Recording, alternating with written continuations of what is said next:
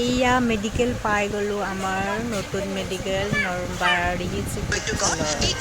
ইয়াতে মাজত এটা দুখ লগা ক্লিপ সোমাই দিলোঁ। আমাৰ এইখন নতুন মেডিকেলৰ সন্মুখতে এই ঘটনাটো হৈছে। এটি দুখ লগা ঘটনা।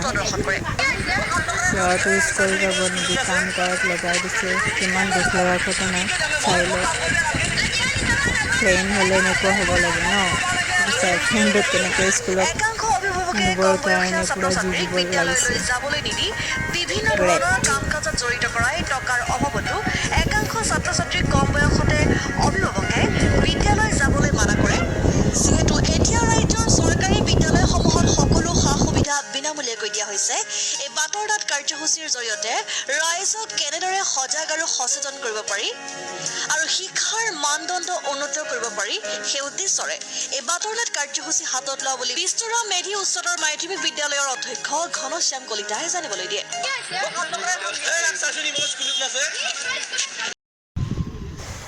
এতিয়া সোমাই আহিলোঁ।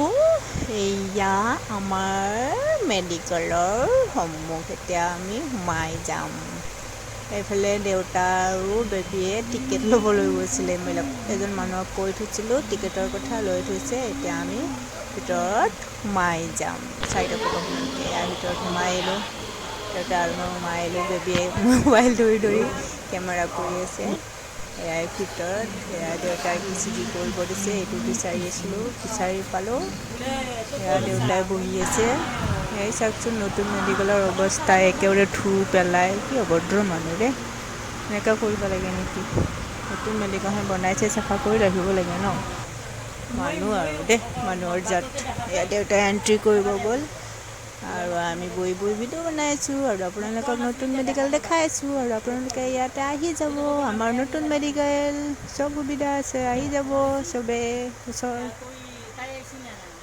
এয়া এণ্ট্ৰি কৰালে। এতিয়া দেউতাই গ'লগৈ, আমি ৰখি আছোঁ দেউতাক। দেউতা আহিব, তাৰপিছত আকৌ বেলেগত যাম দৌৰি দৌৰি। এই কাম একেবাৰে মেডিকেলখন কি মেডিকেল নহয়, একেবাৰে চক্ৰ বেহু বনাই থৈছে। মামা আপুনি কি কৰিলে? মেডিকেল বনাইছেনে চক্ৰ বেহু বনাইছে?